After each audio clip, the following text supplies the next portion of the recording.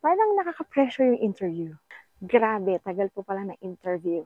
I met a group of teachers, foreign English teachers din sila dito sa Taiwan. And they told me, di ba ikaw yung my 12 panelists during the interview? Ito yung video na tinutukoy nila. I'm sorry na medyo kinabahan kayo dun sa video na yun. But actually, yung video na yun ay chill pa. I attended one online interview with an international school in Vietnam and another one interview with a public elementary school dito din sa Taiwan. Pero ate, hindi natin pag-usapan yun. Charing. I-share ko sa inyo yung interviews na na-attendan ko and why I can say that this one, yung panelist ay yun ang pinaka-chill na interview na na-attendan ko. Biruin nyo, 2 interviews, 2 from 200 applications. So, tama nga sinasabi nila, no? 1%.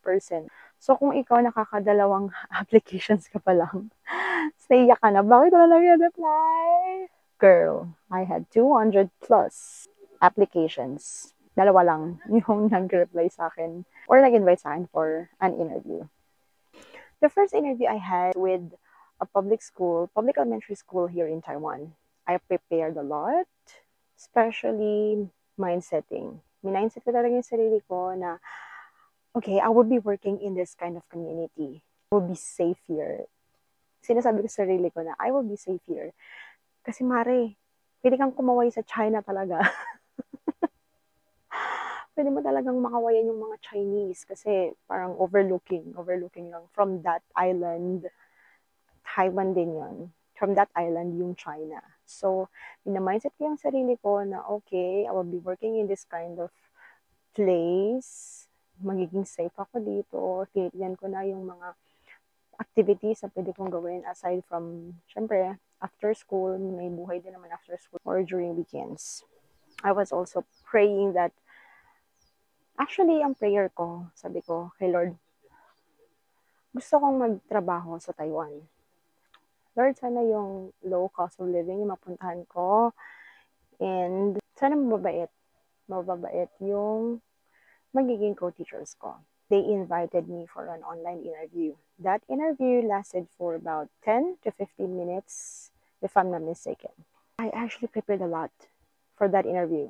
Inaral ko yung lugar, ano yung i-expect ko dun sa lugar. Kasi wala siyang picture ng school. Wala siyang picture ng community. So, name lang ng school. And nag-search lang ako online. Ayun na nga, after my interview, somebody from that school, which is a kabayan, constantly updating me about the hiring.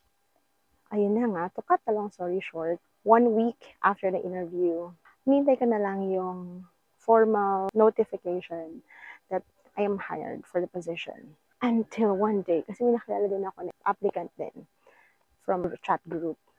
And then she told me, Teach, may na-hire na pala dun sa school na yon. Ha? May na-hire? Parang, ano yung pinaasa niya ako, bes? Pinaasa niya ako, false hope lang pala. Siyempre, nalungkot ako, na-down ako. Iyak ako, bonggang-bongga, na nag-cancel ako ng mga klase ko sa ESL. Siguro around 2 days. Sobrang down ako. Kasi akala ko yun na yun. Sabi ko pa kay Lord, Lord, akala ko ito na yun. Akala ko, ito na yung pinag-pray ko sa'yo. Parang may bumulong sa akin. Punta ako sa Divine Mercy Church. Malapit lang naman yun sa amin. So, pumunta ako doon. Doon ko talaga ni-release lahat. I think that was the third day. Third day na parang nanlulumo.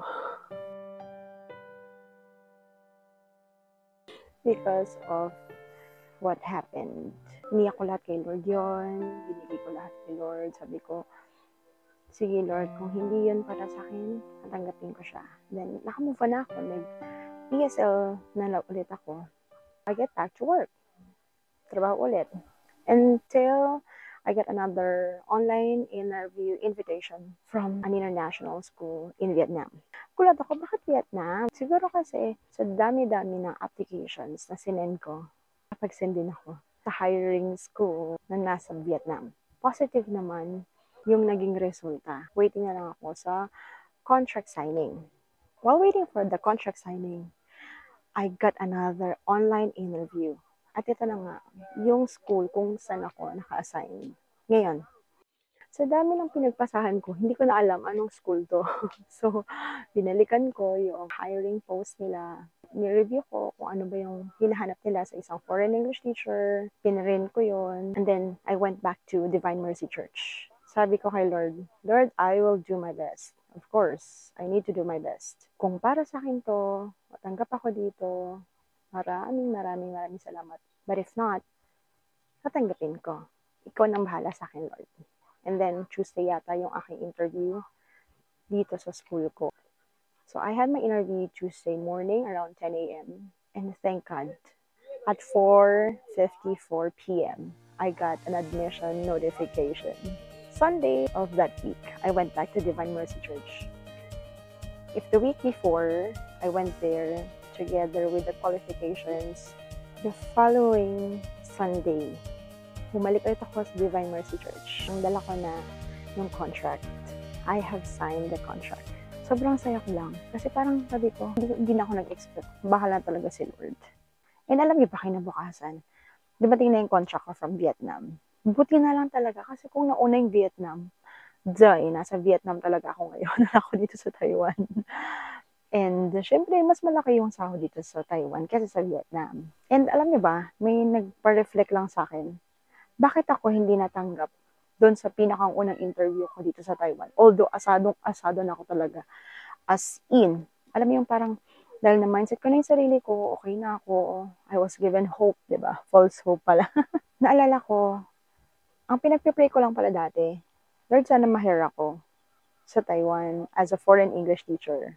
Pero, deep within my heart, ang gusto ko, specific. Alam mo yung, sana yung cost of living mababa, sana mababait yung mga co-teachers ko, sana masaya ko sa lugar na mapupuntahan ko. Alam mo yung ganun? Siguro yung first two, siguro check din yun dun sa iba. Pero yung lugar kung saan magiging masaya ko, hindi siya fit or hindi siya appropriate description. Judgmental talaga, you know? Hindi ko nga alam. Dahil di nga ako na-hire, di ba? Pero feeling ko, hindi check yun dun sa unang interview or unang school na nag-interview sa akin. Hindi ko alam bakit. Sobrang saya ng puso ko. Totoo talaga yung sinabi ni Lord na. So John 13 verse 7. Jesus replied, "You do not realize now what I am doing, but later you will understand." Sobrang saya ng puso ko nung na-hire ako, nung nakarating ako dito, nakilala ko yung mga co-teachers ko, at merong mga Pinoy dito sa district ko na sobrang pinagpapasalamat ko talaga kay Lord. Dahil naging madali, alam mo yung madali lang yung adjustment ko. I never had homesick, sa totoo lang. Lalo na, di ba, usually, kapag bago ka pa lang, doon mo mararanasan yung homesickness because you're in a place 1,000 miles away from home. Pero because of them, walang ganun. Walang ganung moment. I never had a dull moment with them. Tinulungan nila ako makapag-adjust. Kaya pinagpapasalamat ko rin sila kay Lord.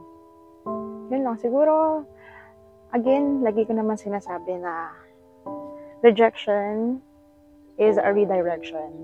Don't take it negatively. It's just God putting you in the right path or right direction.